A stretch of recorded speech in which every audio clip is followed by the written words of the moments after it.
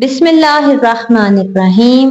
IQ voice کے معزز سامعین السلام علیکم۔ ایک شخص کے ہاں صرف بیٹیاں تھی۔ ہر مرتبہ اس کو امید ہوتی کہ اب تو بیٹا پیدا ہوگا، مگر ہر بار بیٹی ہی پیدا ہوتی۔ اس طرح اس کے ہاں یکے بعد دیگرے 6 بیٹیاں ہوئی۔ اس کی بیوی کے ہاں پھر ولادت متوقع تھی۔ وہ ڈر رہا تھا کہیں پھر لڑکی نہ پیدا ہو جائے۔ شیطان نے اس کو بہکایا، چنانچہ اس نے ارادہ کر لیا کہ اب اگر لڑکی پیدا ہوئی تو وہ اپنی بیوی کو طلاق دے دے گا۔ اس کی کم عقلی پر غور کریں، بھلا اس میں بیوی کا کیا قصور؟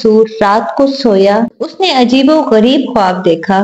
اس نے دیکھا کہ قیامت برپا ہو چکی ہے۔ اس کے گناہ بہت زیادہ ہیں جن کے سبب اس پر جہنم واجب ہو چکی ہے، لہٰذا فرشتے اسے پکڑ کر جہنم کی طرف لے گئے۔ پہلے دروازے پر گئے تو دیکھا اس کی ایک بیٹی وہاں کھڑی تھی جس نے اسے جہنم میں جانے سے روک دیا۔ فرشتے اسے لے کر دوسرے دروازے پر چلے گئے، وہاں اس کی دوسری بیٹی کھڑی تھی جو اس کے لیے آڑ بن گئی۔ اب وہ تیسرے دروازے پر اسے لے گئے، وہاں تیسری لڑکی کھڑی تھی جو رکاوٹ بنی ہوئی تھی۔ اسی طرح فرشتے جس دروازے پر جاتے وہاں اس کی ایک بیٹی کھڑی ہوتی جو اس کا دفاع کرتی اور جہنم میں جانے سے روک دیتی۔ غرض یہ کہ فرشتے اسے جہنم کے 6 دروازوں پر لے کر گئے، مگر ہر دروازے پر اس کی کوئی نہ کوئی بیٹی رکاوٹ بنتی چلی گئی۔ 7واں دروازہ باقی تھا، فرشتے اس کو لے کر اس دروازے کی طرف چل دیے۔ اس پر گھبراہٹ طاری ہوئی کہ اس دروازے پر میرے لیے رکاوٹ کون بنے گا؟ اسے معلوم ہو گیا جو نیت اس نے کی تھی غلط تھی۔ وہ شیطان کے بہکاوے میں آ گیا تھا۔ انتہائی پریشانی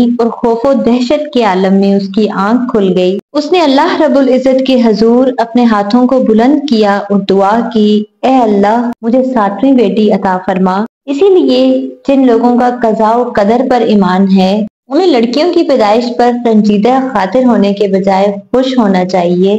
اللہ تعالیٰ قرآن کریم میں سورۃ الشعراء میں ارشاد فرماتے ہیں، آسمان کی اور زمین کی سلطنت اللہ تعالیٰ ہی کے لیے ہے۔ وہ جو چاہتا ہے پیدا کرتا ہے، جس کو چاہتا ہے بیٹیاں دیتا ہے اور جسے چاہتا ہے بیٹے دیتا ہے، یا پھر لڑکے اور لڑکیاں ملا جلا کر دیتا ہے اور جسے چاہے بانجھ کر دیتا ہے۔ وہ بڑے علم والا اور کامل قدرت والا ہے۔ معزز سامعین، کیا آپ جانتے ہیں اسلام سے پہلے دنیا کے مختلف ممالک میں عورت اپنے بنیادی حقوق سے بھی محروم تھی؟ کیا آپ جانتے ہیں کہ مختلف تہذیبوں اور مختلف معاشروں میں عورت کو کیا مقام حاصل تھا؟ فرانس میں عورت کے بارے میں یہ تصور کیا جاتا تھا یہ آدھا انسان ہے، اسی لیے معاشرے کی تمام خرابیوں کا ذریعہ بنتی ہے۔ چین میں عورت کے بارے میں یہ تصور کیا جاتا تھا اس میں شیطانی روح ہوتی ہے، لہٰذا یہ برائیوں کی طرف انسان کو دعوت دیتی ہے۔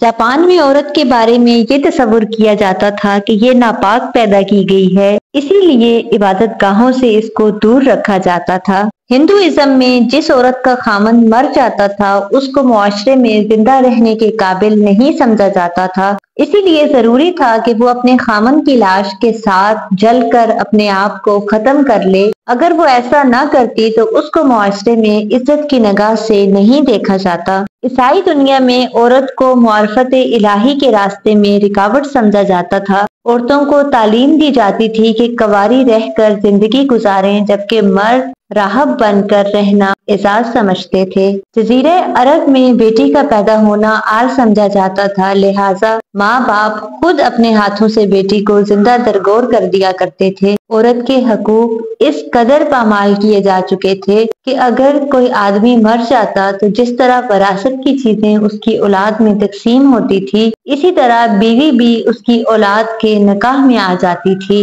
اگر کسی عورت کا خامند فوت ہو جاتا تو مکہ مکرمہ سے باہر ایک کالی کوٹھڑی میں اس عورت کو 2 سال کے لیے رکھا جاتا۔ طہارت کے لیے پانی اور دوسری ضروریات زندگی بھی پوری نہ دی جاتی۔ اگر 2 سال یہ جتن کاٹ کر بھی عورت زندہ رہتی تو اس کا منہ کالا کر کے مکہ مکرمہ میں پھرایا جاتا، اس کے بعد اسے گھر میں رہنے کی اجازت دی جاتی۔ اب سوچئے تو صحیح کہ خامند تو مرا اپنی قضا سے، بھلا اس میں بیوی کا کیا قصور؟ مگر یہ مظلوم اتنی بے بس تھی کہ اپنے حق میں کوئی آواز ہی نہیں اٹھا سکتی تھی۔ ایسے ماحول میں جبکہ چاروں طرف عورت کے حقوق پامال کیے جا رہے تھے، اللہ تعالیٰ نے ہمارے پیارے نبی حضرت محمد مصطفیٰ صلی اللہ علیہ وآلہ وسلم کو اسلام کی نعمت دے کر بھیجا۔ آپ صلی اللہ علیہ وآلہ وسلم دنیا میں تشریف لائے۔ آپ نے آ کر عورتوں کے مقام کو نکھارا، بتایا کہ اے لوگو، اگر یہ بیٹی ہے تو تمہاری عزت ہے، اگر بہن ہے تو تمہارا ناموس ہے، اگر بیوی ہے تو زندگی کی ساتھی ہے، اگر ماں ہے اس کے قدموں میں تمہاری جنت ہے۔ امید کرتی ہوں آج کی ویڈیو آپ کو پسند آئی ہوگی۔ کل پھر حاضر ہوتے ہیں ایک نئے ویڈیو کے ساتھ، تب تک کے لیے مجھے اجازت دیجیے۔ فی امان اللہ۔